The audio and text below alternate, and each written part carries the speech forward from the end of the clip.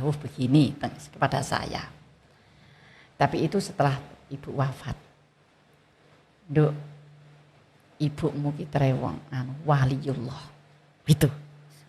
Mbah Ya itu yakin dawuh seperti itu. Ibumu ki waliullah.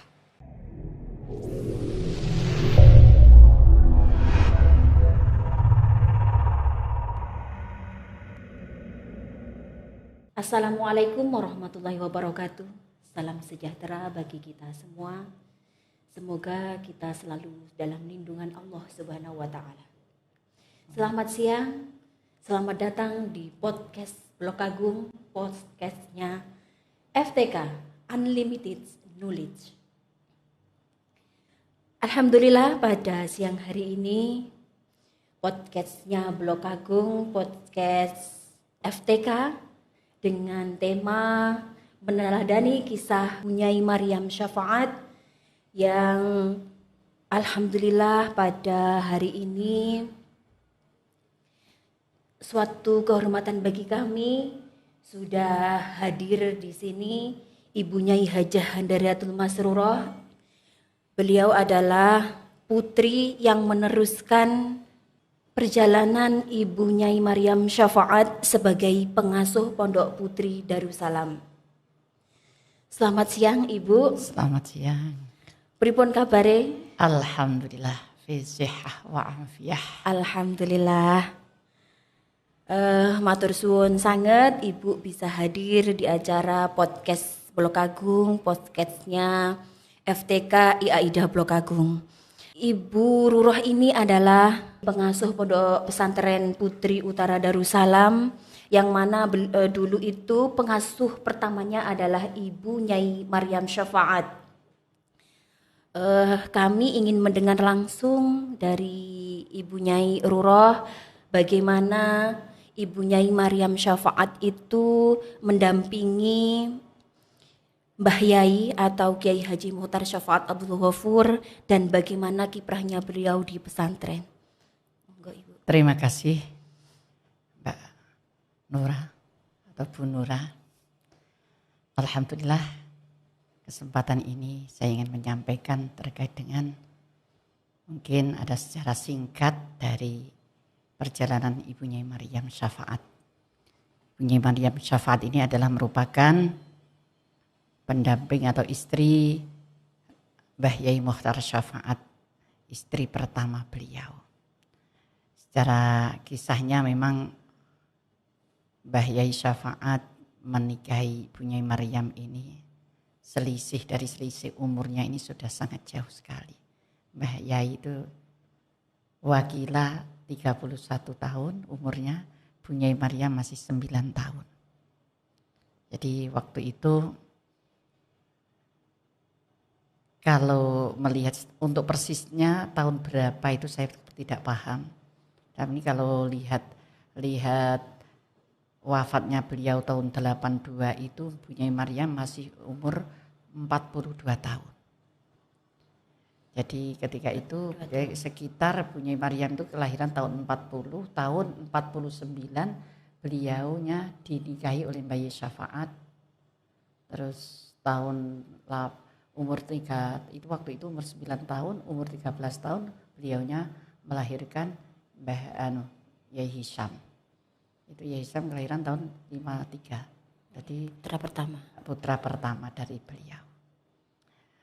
Kalau melihat sejarahnya memang Bu Nyai Maryam ini ya dari anaknya orang desa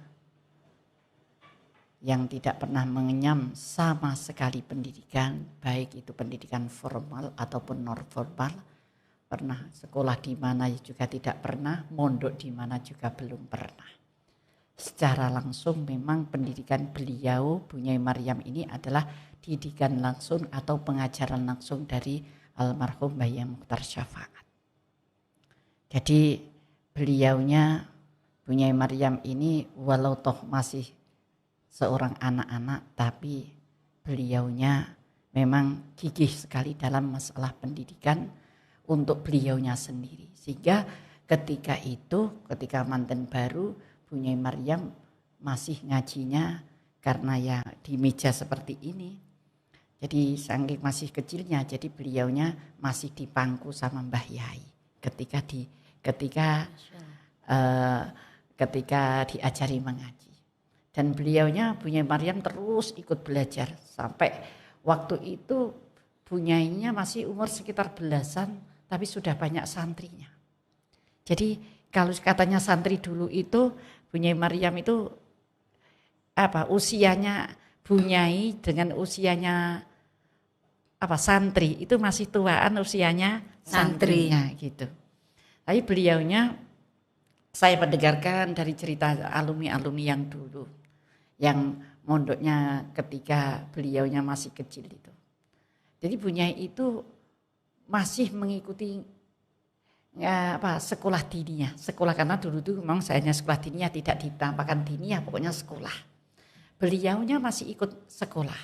Mbah Yai Muhyiddin mengajar katanya jam 10 malam. Beliau Bunyai Maryam ya di belakang. Setiap sekolah mesti ikut sekolah. Dari seperti itu. Kemudian juga mengaji kitab. Beliaunya juga mengaji kitab. Bahkan beliaunya Ihya itu bisa sampai khotam 3 kali. Bunyai Maryam itu sampai bisa khotam 3 kali. Luar biasa, saya sendiri kalau menceritakan Bunyai Maryam itu Masya Allah luar biasa. Dan bisanya menulis Nun Sewu, Blok Agung ini dulu kan memang Mbah Yai itu sangat tidak kok dengan pelajaran umum atau dengan pendidikan umum itu tidak begitu diuri-uri gitu ya, sehingga putranya yang saya sampai ke Yai Hisam itu tidak ada yang tamat SD.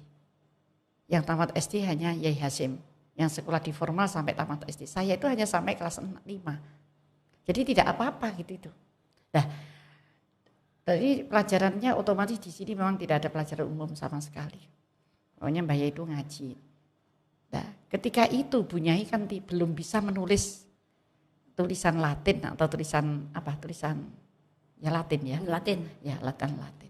Itu ketika itu ada santri dulu, ini namanya Bu Sodiah, Mbak Sodiah gitu panggilannya, itu dari Kebumen. Beliau mondok ke sini itu sudah tamat SMP. Dulu santri tamat SMP di pondok itu sudah luar biasa, wis pokoknya pinter dewi, yaitu sampai bisa mengajar. Lah Bunyai Maryam itu tiap malam manggil namanya santri Bu Sodiah, Mbak Sodiah itu dipanggil untuk mengajari nulis Latin.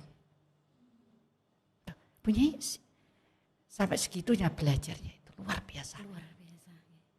Jadi beliaunya itu sangat sekali gigih dengan masalah pendidikan. Memang dengan masalah untuk beliaunya sendiri itu beliaunya mungkin saya jangan sampai ketinggalan dengan santri. Kemudian ada lagi. Sudah akhir-akhir ini saya sendiri sudah nikah. Itu Bunyai Maryam itu ada santri di sini itu yang dari satu Mbak Binti Nafiah itu putranya Mbak Yai Nawawi Ngerukem Bantul, pondok tahfidz di Bantul itu mondok ke sini. Kemudian Mbak Nafi itu yang dari Kudus itu ya hafal Quran di sini. Beliau Bunyai Maryam itu setiap malam Jumat, malam Selasa manggil Mbak itu ya di dalam sama ibu itu ngajak golongan Yusa ngadah, ibu-ibu di luar itu diajak ngaji sorokan Al-Quran untuk memperbaiki bacaan Al-Qurannya. Jadi beliau tidak merasa, tidak kok ada rasa sungkan atau bagaimana kok aku kok pinteran santri, itu tidak ada.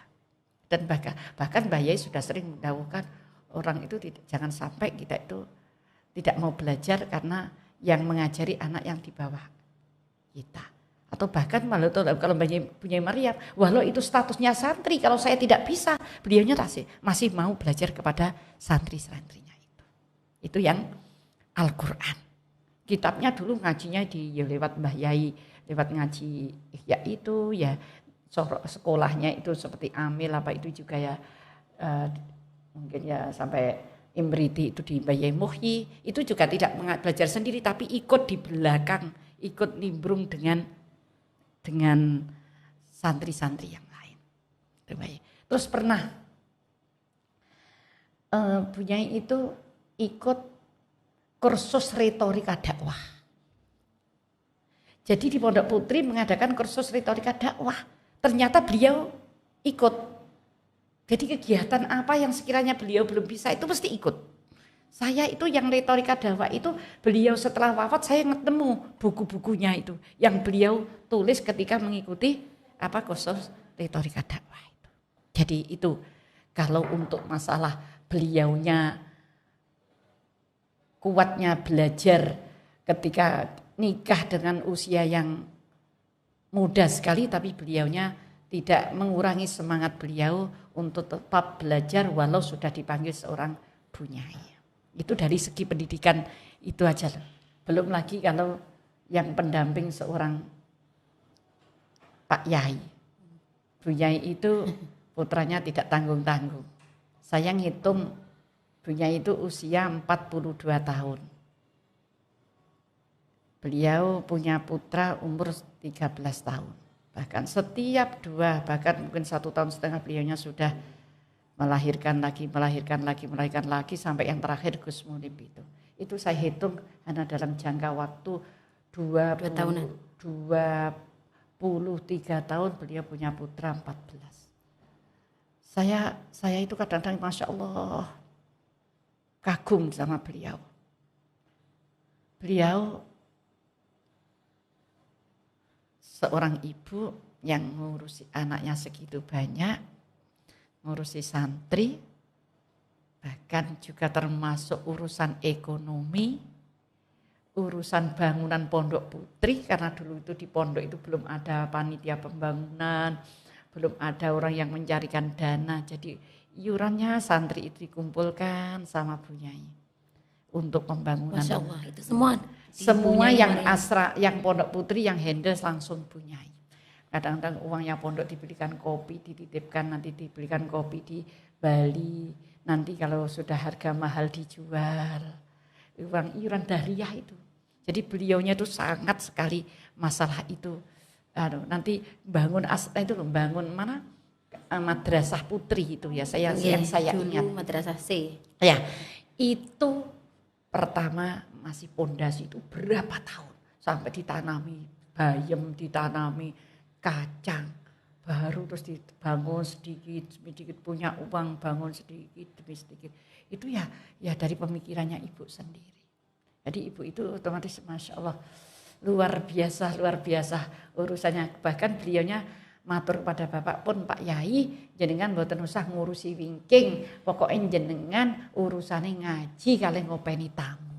Udah. Jadi otomatis persis Mbah Yai itu tidak pernah tahu apa kebutuhan di dapur, semua dihandle sendiri oleh Bu Nyai. Subhanallah. Berarti ngeten nggih Ibu, Bu Nyai Maryam Syafaat itu tidak pernah sekolah formal aja. Sama sekali mengenyam tulisan Latin itu tadi dari Mbak Sodiah itu tadi ya. Subhanallah. Tapi saya dengar-dengar niku Ibu Nyai Maryam Syafaat itu sebagai penggerak kegiatan pendidikan di pesantren Putri, juga inisiator lahirnya Taman Kanak-kanak dan sekolah tingkat dasar. Betul. Yang sekarang SD Darussalam niku. Betul, sangat betul itu. Saya itu kan masih tahun 80 berapa. Beliaunya cari guru sendiri waktu ya gimana ya beliaunya Kak. Saya nggak tahu kok beliaunya itu kok tiba-tiba kok kepingin TK gitu ya. Beliau cari ada alumni dari Jember yang ke sini. Ketepatnya pindah ke sini. Di sini sama beliau langsung diangkat jadi guru TK. Pertama guru TK itu muridnya ya Gus Munib itu. Gus Munib. Iya, sekolahnya ya di C itu. Berarti masuk Putri niku Iya. Utara. Saya ingat waktu itu SPP-nya masih 50 kok. Rp5.000. 50 rupiah waktu itu tahun 80. Okay. Itu ya Gus Munib itu pertama murid TK.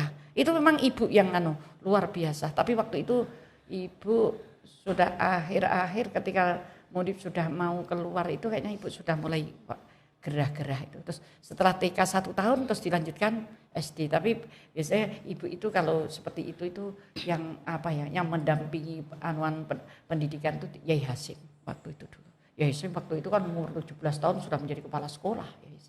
Jadi kalau yang SD-nya apa itu dulu ya yang anunya ya inisiatornya mungkin ya yang dari Nyai Maryam pertama TK-nya itu, terus anunya ya berjalannya itu biasanya Hasim itu yang mendampingi beliaunya. Itu memang awalnya pendidikan formal itu ya di SD, TK, SD. Terus SD. Terus niku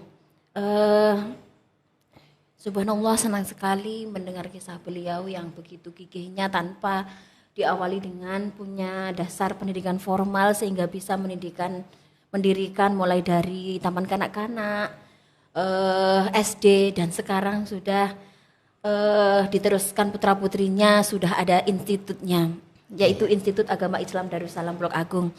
Terus itu Bu, di pesantren itu kan identik dengan seragam. Niku awalnya dulu katanya juga yang melopori itu adalah Ibu Nyai Maryam Syafaat, supaya santri itu lebih disiplin atau lainnya ngoten. Benar, itu saya ingat. Saya ingat waktu itu Bu Nyai itu pengurus-pengurus itu diajak study tour ke Jombang waktu itu. Yang mendampingi almarhum Pak Hasyim Khalil sama Bu Hasyim Khalil itu juga ikut, Bu Hasyim Khalil Gesing. Kemudian pengurus-pengurus pesantren. Waktu itu saya masih di pondok. Waktu itu saya di pondok, entah ke pondok kemana saja ya diajak ke dia, termasuk ke pondok saya di Tambak Beras itu, terus ke pondok Cukir, ke pondok mana lagi gitu waktu itu. Ya dari study tour itu dalam maksud untuk ya meningkatkan kualitas pondok pesantren Putri Darussalam.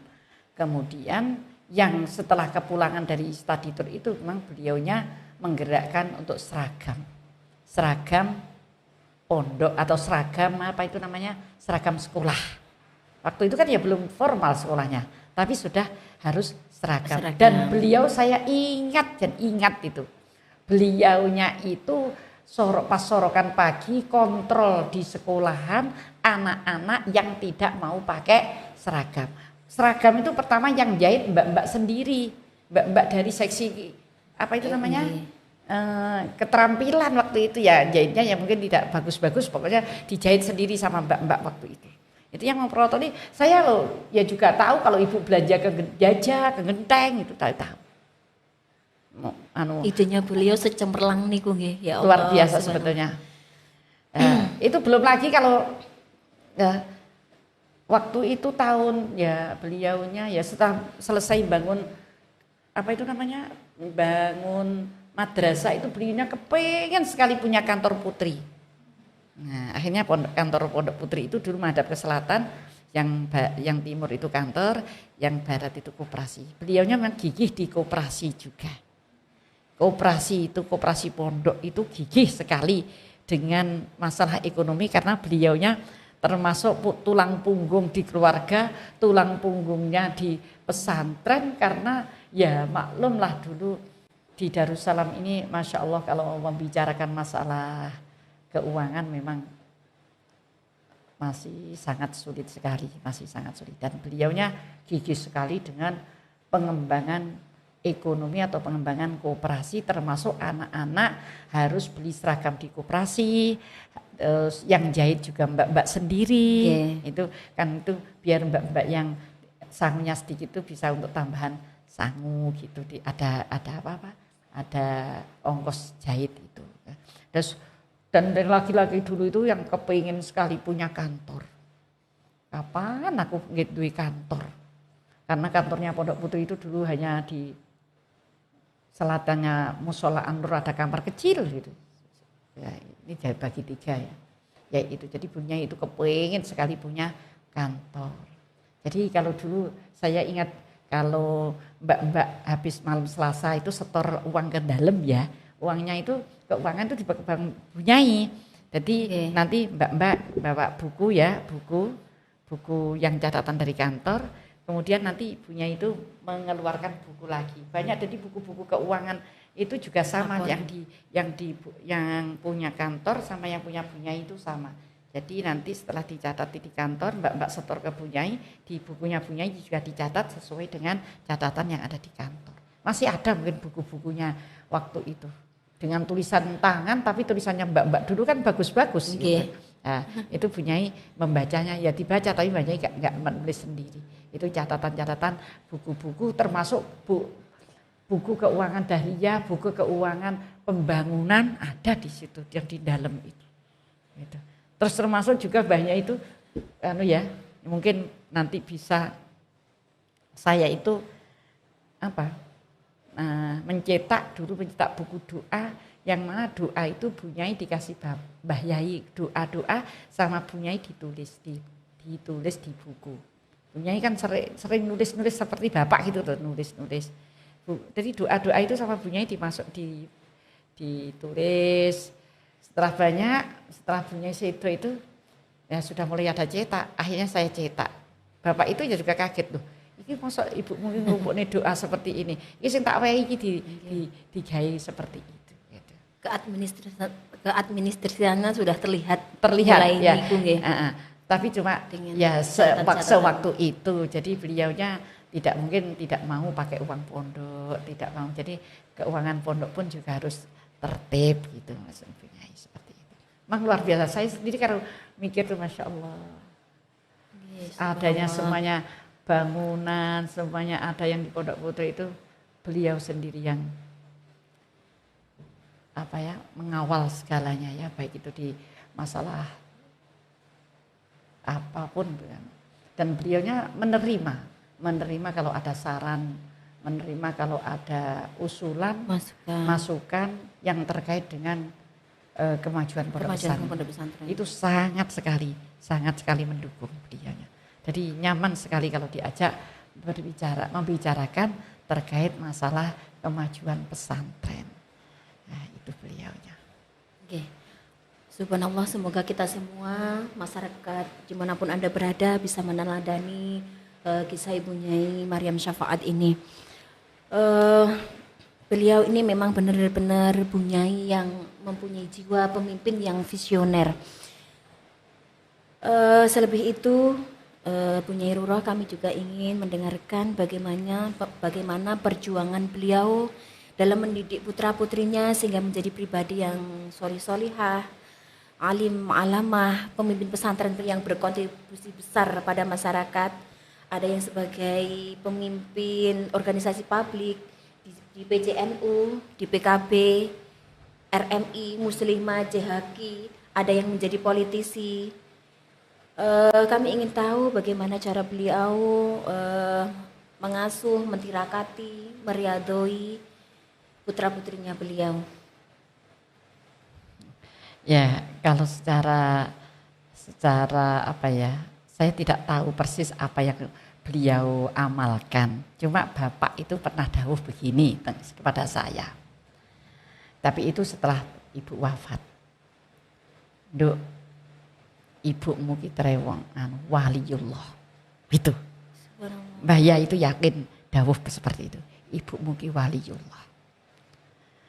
Wong sing apik tenan itu. Bapak itu sampai seperti itu dawuhnya. Ya, enggak apik piye namanya Bapak itu non sewu. Ini hanya sebagai intermezzo tambahan saja. Bapak nikah lagi yang menyuruh ya Bu Nyai, Bu Nyai langsung. Subhanallah. Sekarang anak-anaknya tidak ada yang mau untuk menyuruh suami. Nggak usah dicari sudah. Beliaunya alasannya seperti ini. Katanya Bapak, aku iku biyen dikongkon ibumu nikah neh iki suwi wisan, tapi aku mau. Alasan ibumu, kula niku butuh rencang sing ngopeni santri. Kula lek kiyambak mboten saged. Masyaallah. Seperti itu. Aku nggak bisa kalau ngopeni sendiri. Terus diteruskan lagi, nggih lek kula binjing saged ngopeni jenengan terus. Gitu. Itu. Bu Nyai itu tahu gitu. Akhirnya Yai Syafaat nggih kersa. Itu beliau dawuh setelah beliaunya wafat. Jadi banyak hal-hal yang didahulukan Bu Nyai belum terlaksana oleh Mbah Yai di ngendikane setelah ibu wafat. Gitu. Kemudian Bu Nyai itu taklimnya sama Pak Yai luar biasa. Satu antara lain, tidak pernah minta uang ke Yai. Kalau minta uang tuh pakai surat hak gitu udah, tidak pernah minta dia. Kalau manggil itu kalau nulis surat, saya sering baca suratnya di mejanya Bapak.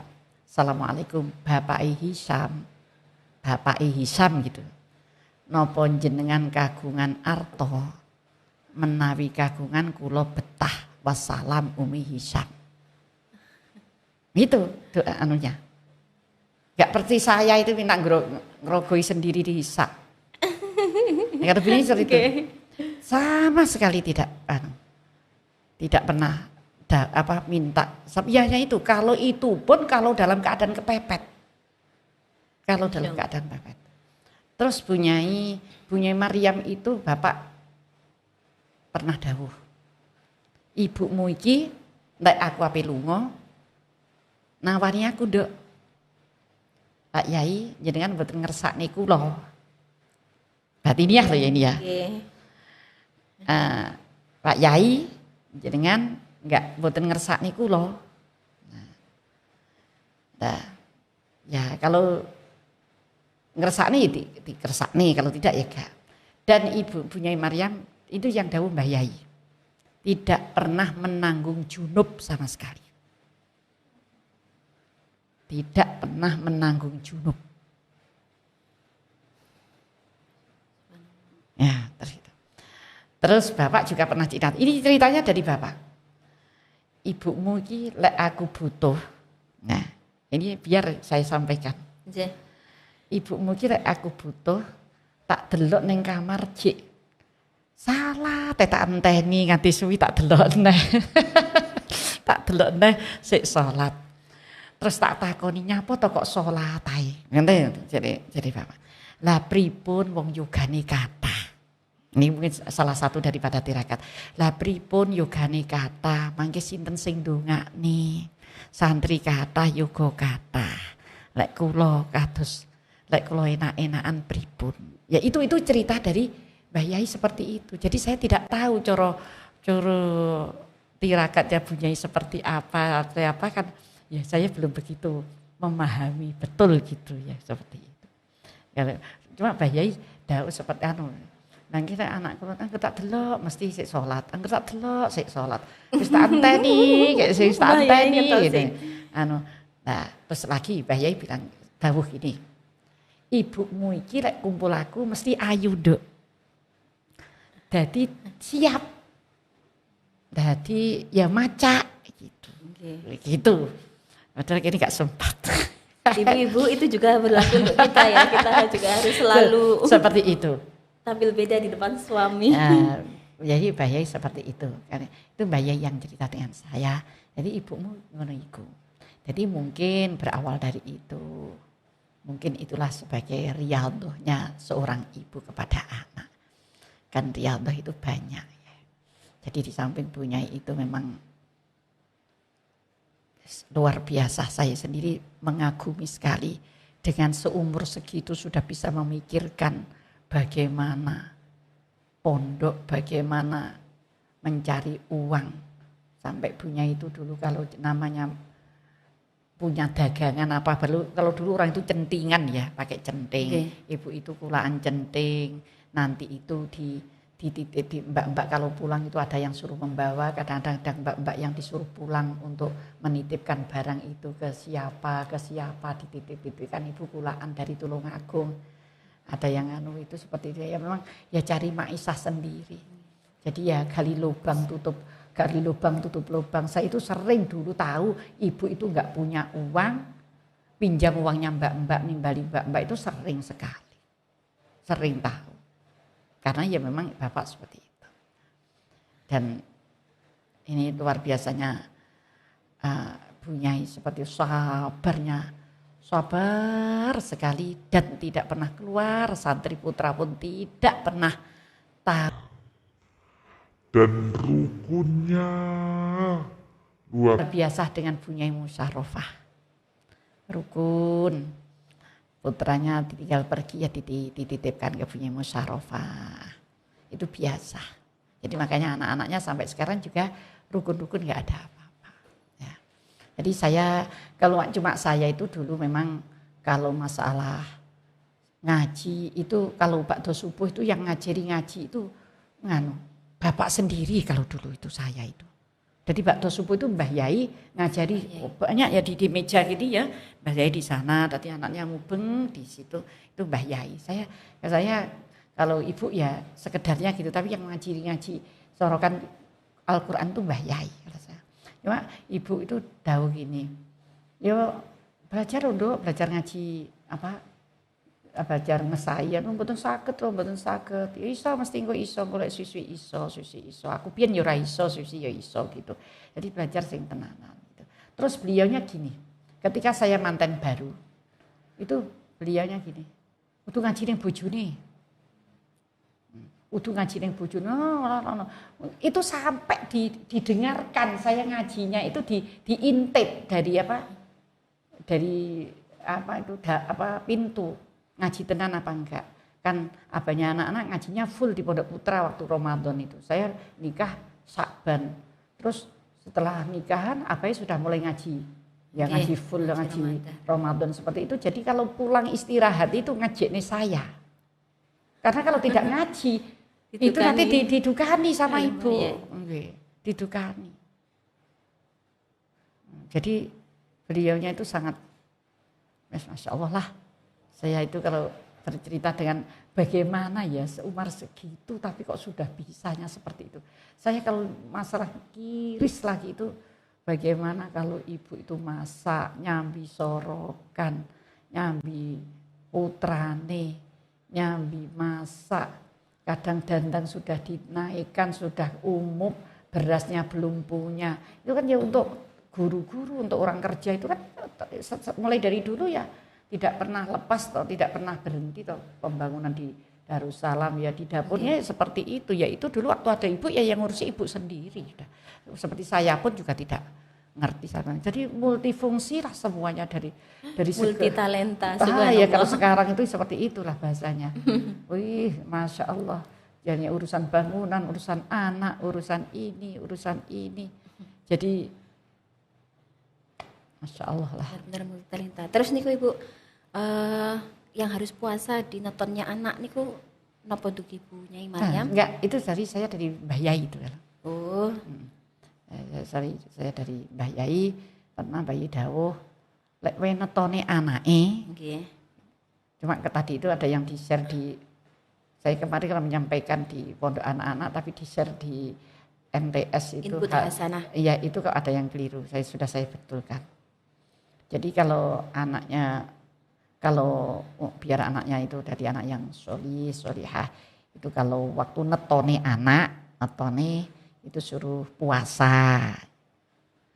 Terus itu membacakan Fatihah 41 kali, sholawat munjiat 41 kali. Insya Allah nanti anaknya dari anak yang solih, alim, nafi. Itu kata Mbah Yai seperti itu. Itu dawuhnya Mbah Yai seperti itu. Jadi, kalau cerita Ibunya Maryam, masya Allah. Oke, di biografinya niku Mbah Yai ini kan terkenal dengan kedermawanannya. Begitu juga dengan Mbah Yai, Ibu Nyai Maryam Syafaat. Niku pripun kisah kedermawanan beliau pada santri, wali santri, alumni, bahkan kepada masyarakat sehingga Bu Nyai Maryam itu sangat disenangi oleh masyarakat umum. Ya, memang kalau Bu Nyai dan Mbah Yai itu kayaknya sudah sama-sama ya terkait masalah dermawan itu. Bu Nyai Maryam itu kalau sudah repot ini ya, kalau sudah mau imtihan ya, imtihannya model dulu dan imtihan itu kalau dulu kan ya tidak terlalu banyak acara ya, acara hari malam pertama Pondok Putri, malam kedua Pondok Putra. Itu Bu Nyai itu dawuhnya gini, ojo sampai enek sing wali santri kliwatan ora dahar. Jadi akhirnya kalau dulu itu kan belum ada pengeras yang ya. Jadi ya ada mbak-mbak yang naik turun ke asrama itu untuk memanggil para wali santri maupun alumni yang bermalam. Jadi jangan sampai wali santri dan alumni itu kelewatan tidak dahar gitu. Ya kalau dengan masalah keuangan atau makanan kalau ya terbatas terbatas makanan apa itu memang ya punya ya seperti itu.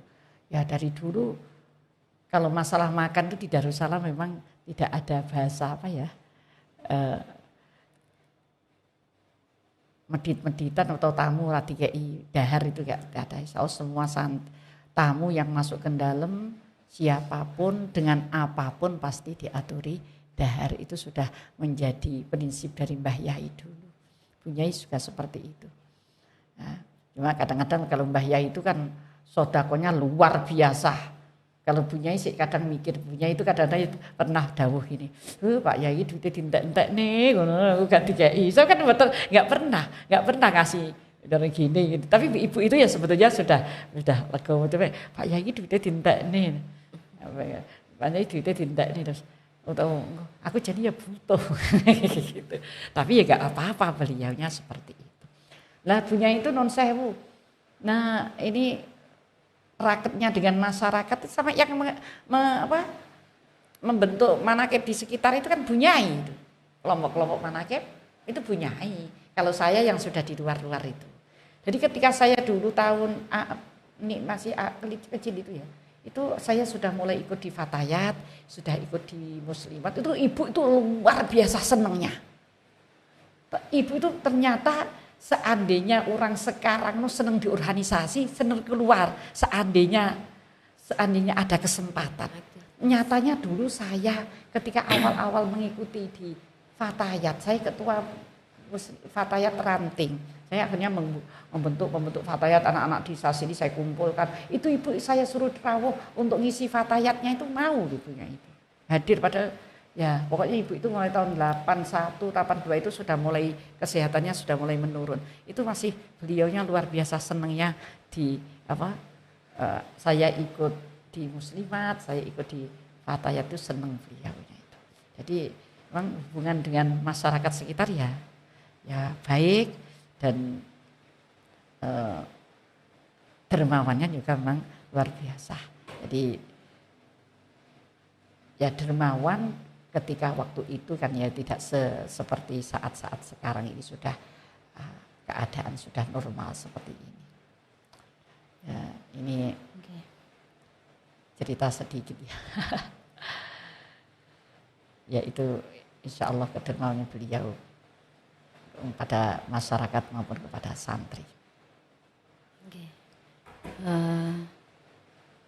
Masyarakat dimanapun Anda berada, itu tadi adalah kisah-kisah menarik dari Ibu Nyai Maryam Syafaat dan sekaligus bisa menginspirasi kita semua menjadi wanita yang multi talenta. Ibu, di akhir ini kami ingin mendapatkan pesan-pesan dari Ibu kepada kami, kepada santri, kepada alumni, kepada wali santri, kepada muhibin pesantren Darussalam Blok Agung. Monggo Ibu pesan-pesannya buat kami. Ini saya sebagai wakil dari keluarga, tentunya saya secara pribadi maupun keluarga Darussalam mohon barokah doanya. Mudah-mudahan saya dan keluarga Bani Syafaat ini selalu mendapatkan rahmat, taufik, hidayah dan maunah dari Allah Subhanahu wa taala. Diberikan panjang umur, diberikan kesehatan lahir batin, bisa dengan ikhlas, dengan istiqomah dalam meneruskan perjuangan kedua orang tua. Jadi saya dan keluarga itu belum merasa menjadi pengasuh sebetulnya. Ya sebagai penerus perjuangan orang tua. Dan tentunya saya sangat mengharapkan kepada semuanya keluarga besar Pondok Pesantren Darussalam. Saya kalau menyebutkan keluarga besar dari Pondok Pesantren Darussalam itu adalah ya tidak hanya identik hanya ke santri, tapi sudah termasuk orang-orang yang dulu membantu perjuangan pondok, yang ikut membantu sodakohnya, yang jariyah, yang wakaf, yang membantu tenaga pikirannya, doanya, termasuk wali santri dan keluarganya, alumni dan keluarganya, simpatisan pondok pesantren, utamanya masyarakat sekitar Darussalam ini semuanya ini sudah saya anggap sebagai keluarga besar Pondok Pesantren Darussalam. Ini semuanya monggo tinggalan Mbah Yai ini semuanya kita bersama-sama kita openi dengan sebaik-baiknya. Karena Mbah Yai dulu dawuhnya begini. Aku iki ning kene kur wong di ibarate dipadha karo wong sing ngeduk sawah. Ngeduk sawah itu berarti ikut menggarap sawai orang yang punya. Secara adanya pondok seperti ini tidak dari saya, tapi semuanya ini juga dari atas jasa-jasa para wali santri, alumni dan masyarakat simpatisan semuanya. Saya ini bagian kon nungguk nih sawai. Jadi pondok ini yang punya bagian ya tidak hanya pengasuh, tapi semuanya orang-orang yang menitipkan jariah di Pondok Pesantren Darussalam. Berarti dengan kata ini beliaunya, yo ayo pondok ini diopeni bareng-bareng, digedekne bareng-bareng, gedine pondok ini yo teko gedine para alumni-alumni. Di utamanya para alumni, ini monggo kita ikut membesarkan Darussalam dengan cara putra-putri alumni jangan sampai putus hubungan dengan pondok pesantren, putus hubungan dengan pengasuh, kita teruskan sampai nanti putra-putri kita besok bisa mondok atau menempat di Darussalam begitu. Ini adalah yang saya harapkan karena ke depan dari Pondok Pesantren Darussalam ini sesuai dengan dulu Mbah Yai kalau dawuh alimu auladakum fa innahum makhluquna lizamanin ghairi zamanikum. Ajarilah anak-anakmu karena anak-anakmu akan belajar, akan hidup di masa yang tidak sama dengan masamu. Nah, beliaunya sedikit menyampaikan dengan Mbah Yai Syafaat. Beliaunya Mbah Yai Syafaat itu memang luar biasa gigihnya juga dengan pendidikan di Pondok Pesantren Darussalam. Ketika Pondok Pesantren sudah mulai ada pendidikan formal, beliaunya terus mendukung untuk didirikan pendidikan formal. Beliaunya dawuh, pumpung aku jek enek, pumpung aku jek urip. Golek pendidikan di pondok kur koyok ngene tok, sok mangsane anak putuku wis ora padha karo saiki. Lah sok anak putuku piye lek pendidikane kur koyok ngene, seperti itu. Berarti kalau pendidikannya Darussalam itu monoton seperti tahu dulu ya, kita tidak bisa seperti saat sekarang. Tapi karena ini dulu sudah diawali dari ketika Mbah Yai masih sugeng, akhirnya sampai sekarang. Dan Mbah Yai dawuhnya pokoknya yang penting ruhul ma'had, jiwani Pondok Pesantren Darussalam. Pondok pesantren itu adalah madrasah diniyah, itu yang tidak bisa ditinggalkan. Terus kemudian juga pengajian ihya, kemudian pengajian tafsir, ini jangan sampai ditinggalkan walau toh ada pendidikan formal yang lain, pendidikan yang lain. Makanya di sini saya tetap mengharapkan doanya kepada semua simpatisan Pondok Pesantren dan keluarga Darussalam. Mudah-mudahan Darussalam ini tambah barokah, tambah manfaat, tambah berkembang, tambah maju dari segi apapun, dan mudah-mudahan bisa langgeng ila yaumil qiyamah. Amin. Dan utamanya para santri, mudah-mudahan yang belajar di sini semuanya menjadi santri yang soleh, alim, nafi. Karena Mbah Yai itu dulu kalau dawuh santriku, aku lek ndongane santri muga-muga sok dadi wong sing manfaat sesuai dengan tempatnya masing-masing. Jadi ora iso nduk santri kabeh dadi kiai gak iso. Hati muga-muga dadi wong sing manfaat sesuai dengan tempatnya atau bidangnya masing-masing. Itu Mbah Yai kalau dawuh seperti itu. Jadi mudah-mudahan selamat untuk Yaida yang akan melaksanakan disnatalis yang ke berapa ini? 22. Alhamdulillah tidak terasa ternyata sudah ke 22. Berapa sarjana sudah, berapa ribu sarjana yang sudah keluar dari Yaida. Mudah-mudahan semua jadi orang yang manfaat barokah semuanya dimanapun bertempat. Mudah-mudahan jadi pejuang-pejuang agama Islam, pejuang-pejuang Nahdlatul Ulama, menjadi penerus-penerus para ulama, para kiai dimanapun berada. Dan mudah-mudahan menjadi orang yang barokah umurnya, barokah ilmunya, barokah rizkinya. barokah keluarganya, barokah perjuangannya. Selamat untuk Ida, mudah-mudahan jaya terus, amin. Terima kasih untuk Mbak Noras. Apa juga sudah cukup? Ya, terima kasih Ibu. Untuk mengakhiri sekali lagi kami minta doa sebagai penyemangat kami, semoga mampu meneladani Ibu dan Bu Nyai Maryam Syafaat berkhidmah pada pesantren dan masyarakat. Wah, saya ini kalau doa-doa apa lagi, Pak? Oke.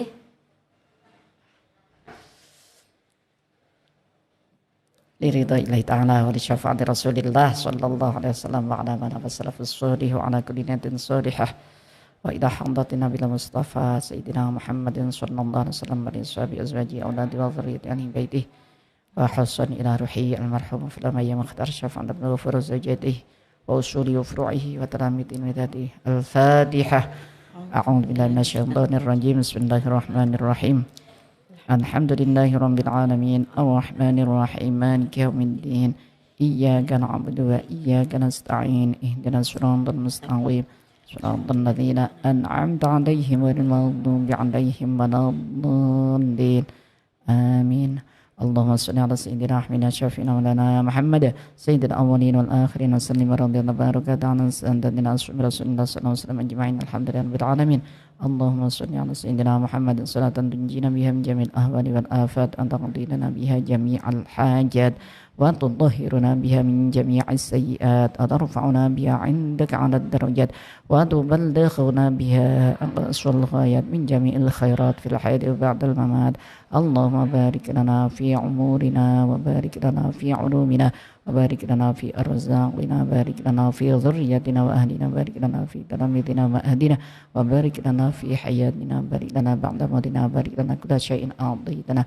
Allahumma inna nas'aluka min khairi ma sa'alaka minhu nabiyyuna Muhammadin sallallahu alaihi wasallam wa a'udzu bika min syarri ma sta'adzaka minhu nabiyyuna Muhammadin sallallahu alaihi wasallam. Allahumma inna nas'aluka bihaqqil Fatihatil mu'azzamati wa sam'il mathani an taftah lana bikulli khair wa an tatafaddal alaina bikulli khair wa an taj'alana min ahlil khair wa an tu'amilana mu'amalatan li ahlil khair wa an tafatana fi adyanina wa anfusina wa ahlina wa auladina wa talamidina jama'atina min kulli mihnatin wa fitnatin wa bu'sin wa dhir innaka wa min kulli khair wa mutafaddilun li kulli khair wa mu'tin li kulli khair bi rahmatika ya arhamar rahimin. Allahumma ij'alna wa auladana wa talamidatina wa dhurriyyatina ila akhiri dhurriyyati yaumil qiyamah min ahli at-tuqa wa ahli al-ilmi wa ahli al-Qur'an wa ahli al-khair wa la taj'alna wa iyyahum min ahli syarri wa dhir waj'alna wa iyyahum ulama'a fuqaha sunaha awliya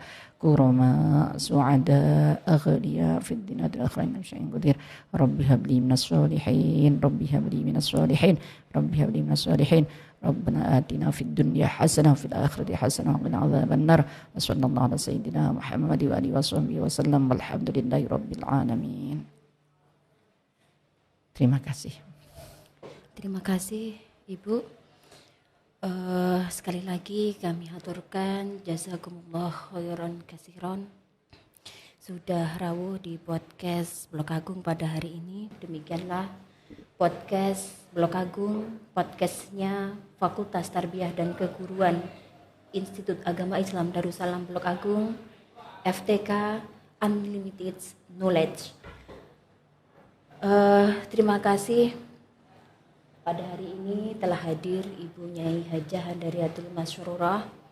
Beliau adalah putri dari Ibu Maryam Syafaat, sekaligus pengasuh pondok pesantren Putri Darussalam yang menjadi inspirasi dan tauladan umat yang sudah mengembangkan pondok pesantren Putri Darussalam menjadi pondok pesantren yang banyak prestasi di tingkat nasional. Demikianlah podcast FTK. FTK mempunyai 4 prodi, yaitu manajemen pendidikan Islam, tadris bahasa Inggris, tadris bahasa Indonesia, dan pendidikan bahasa Arab. Kita akan nanti bertemu di lain kesempatan. Terima kasih atas segala perhatian dan mohon maaf atas segala kekurangan.